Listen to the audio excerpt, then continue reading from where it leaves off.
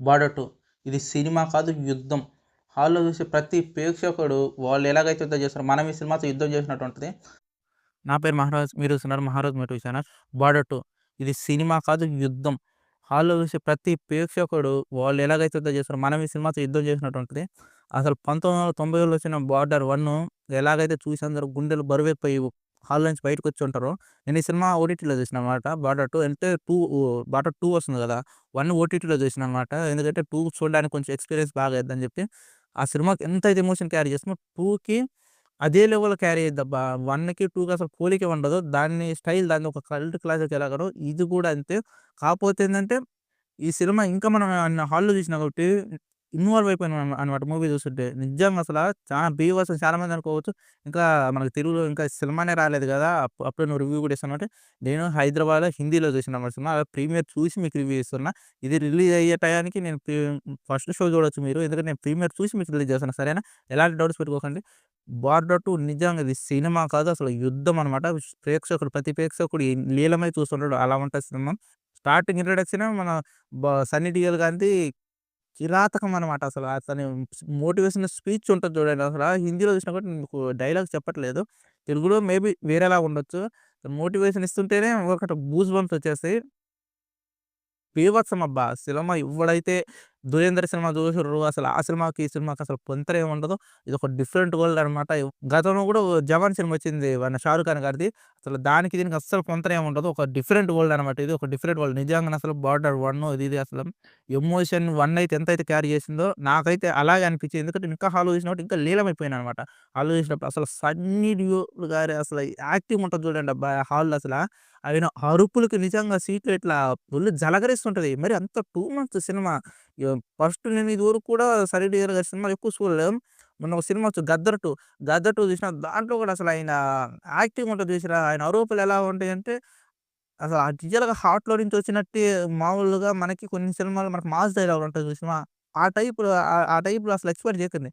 నిజంగానే ఆ సీన్ అక్కడి నుంచి వస్తే ఎలా ఉంటదంటే అక్కడ ఒక గుంపు ఉంటది గదా! ఇప్పుడు ఎలాగైతే ఆర్మీ ఉందో ప్రతి ఒక్కళ్ళు అసలు బార్డర్ 1లో ఒక ఆర్మీ గురించి ఉంటది. ఇక్కడ మొత్తం మన ఇండియన్ ఆర్మీ, ఒక నేవీ అంతా కలిసి ఉంటదనమాట.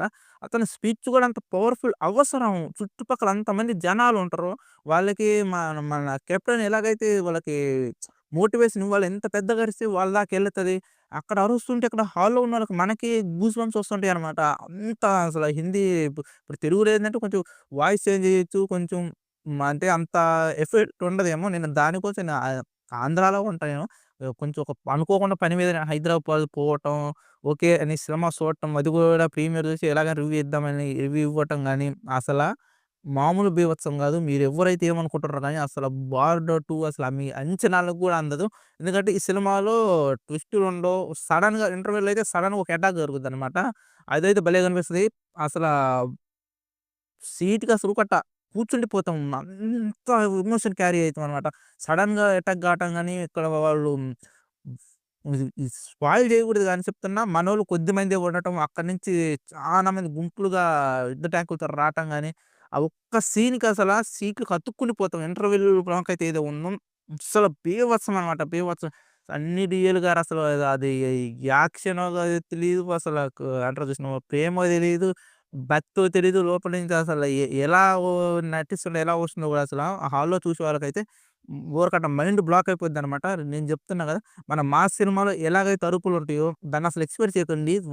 అరుపులకి, ఈ అరుపులకి అస్సలు సంబంధం లేదు. గుండెలో నుంచి వచ్చినట్టు ఉంటది. టూ మచ్‌గా నేను ఇది చెప్పాను గతంలో 'గద్దర్ 2' కూడా చూసినా. ఇది ఆ లెవెల్‌లో ఉన్నదా అంటే అసలు ఒక సినిమాతో పోల్చుకోకండి ఈ సినిమా గూడా. ఎందుకంటే ఇలాంటి సినిమాలకి 'సన్నీ డియోల్' గారు ఒక ఉన్నత పదవిలో ఉంటే చెప్తాను. ఆ సినిమా గురించి చెప్తున్నా. ఆ క్యారెక్టర్ ఉన్నత పదవిలో ఉంటే ఆయన ఒక ఆయన మాత్రం ఇవ్వగలడు మోటివేషనల్ స్పీచెస్ అన్నట్టు ఉంటది సినిమా. ఇంగ మిగతా వాళ్ళ గురించి అయితే 'దిల్‌జీత్' గారు గాని, 'వరుణ్ ధవన్' గాని వాళ్ళ క్యారెక్టర్స్ లీనమైపోతారు. కథ విషయానికొస్తే 1971 'బాట్‌ల బసంతర్' అని మనకు తెలిసింది. అక్కడి నుంచి ఆ రియల్ ఇన్సిడెంట్స్ నుంచే మూవీ స్టార్ట్ అయిద్ది. నిజంగా చెప్తున్నా కదా! సినిమాని తెలుగులో ఒకవేళ చూడకుండా ఎవ్వరైతే చూడలేదో ఎళ్లి డెఫినిట్‌గా సినిమా చూడండి. ఒకవేళ ఇప్పుడు కుదరకపోతే ఓటీటీలోకి వచ్చినప్పుడే వెయిట్ చేయండి. లేకపోతే హిందీలో ఎక్కడైనా మీకు వీలున్న చోట కుదిరితే హిందీలో చూడండి. ఈ సినిమా నిజంగా ఒక సైనికుడి గాథ అసలు రియల్‌గా ఉంటది. అసలు ఫస్ట్ హాఫ్ అయితే నేను ఫస్ట్ హాఫ్, సెకండ్ హాఫ్ ఏది చెప్పను అసలు ఫస్ట్ హాఫ్ అయితే ఒక ఎమోషన్ క్యారీ చేస్తారనమాట.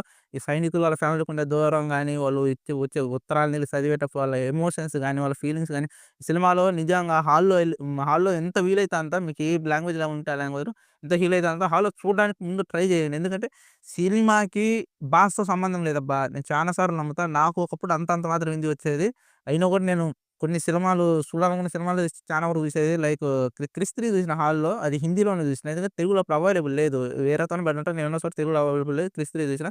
అలాగే 'ధూమ్ 3' గాని, ఈ సినిమాలు అయితే మనకి భాష సంబంధం వాళ్ళ యాక్షన్ గాని, వాళ్ళ ఎమోషన్ ఉంటది చూసినావా? ఈ సినిమాలో కూడా మీరు ఎవరైతే ఒకవేళ హాల్‌లో ఆ ప్రెజెన్స్‌ని మిస్ కాకూడదు అనుకుంటే మీరు ఆ అరుపులకే సగం భయపడతారబ్బా! భయపడటం అంటే వాళ్ళని చూసి కాదు. నెక్స్ట్ ఏం జరుగుద్దా అన్న క్యూరియాసిటీ మనలో నిండిపోద్దనమాట. ఆ డైలాగులు అవసరం లేదు. సినిమా చూస్తుంటే ఊరకట్ట కళ్ళకి కట్టినట్టు మనకు ఎమోషన్స్ కనిపిస్తా ఉంటాయి. దాంట్లో సడెన్‌గా ఇంటర్వల్ బ్లాక్ ఒకటి క్లైమాక్స్ అయితే అసల నిజంగానే గుండె బరువెక్కిపోయిద్ది క్లైమాక్స్ వచ్చేటప్పుడు.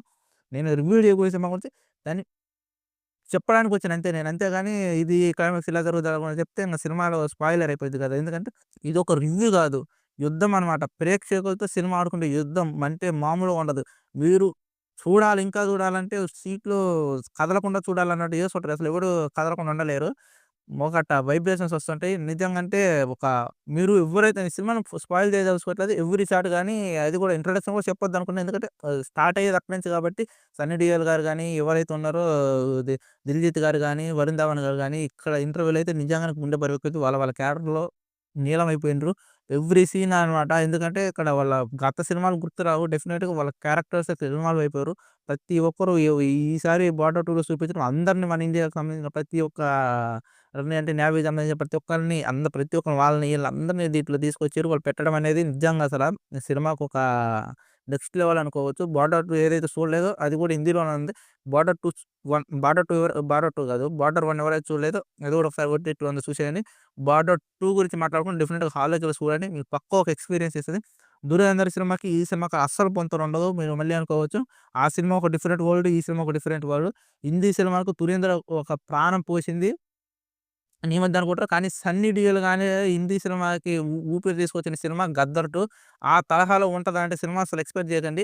అది వేరు, ఇది వేరు ఒక డిఫరెంట్ వరల్డ్. 'గద్దర్ 2' ఎలాగైతే 'గద్దర్ 2' అయితే ఏదైతే ఉందో ఇది కూడా మిమ్మల్ని ఒక ప్రపంచంలో తీసుకెళ్ళిద్ది. వాళ్ళందరూ నటీనటుల యాక్టింగ్ అయితే నిజంగా బీభత్సం అబ్బా! ఇన్వాల్వ్ అయిపోతుంటాం అసలు వాళ్ళు నిజంగానే ఫ్యామిలీకి దూరంగా ఉన్నట్టు అసలు నటుడంటే నిజంగా నటిస్తారు. అలా అని కాదు గానీ ఈ సినిమా ఏదైతే ఉందో దేశభక్తితో వచ్చిన సినిమా కాబట్టి మనం దాంట్లో లీనమైపోతుంటాం చూసేటప్పుడు. ప్రతి సీను, ప్రతి షాటు అంటారు కదా! అసలు ఒకట మైండ్ దొబ్బుద్ది హాల్‌లో. ఈ ఇంకెక్కువ చెప్పలేను నేను. ఎందుకంటే చెప్తుంటే స్పాయిలర్ అయిపోద్దనమాట. ఆ సీన్స్ ఎక్స్‌ప్లెయిన్ చేయాలనిపిస్తది నాకు. నేను చూసిన హాల్‌లో గాని సీట్ ఎడ్జ్‌కి అలాగే కర్రన కూర్చుండిపోతారు. బాగుంది. ఎందుకంటే సినిమాని సినిమాలాగే చూడండి. లాజిక్‌లు, గిమ్మిక్‌లు అవి ఇవన్నీ ఎతకొద్దు. రియల్ లైఫ్ వేరు.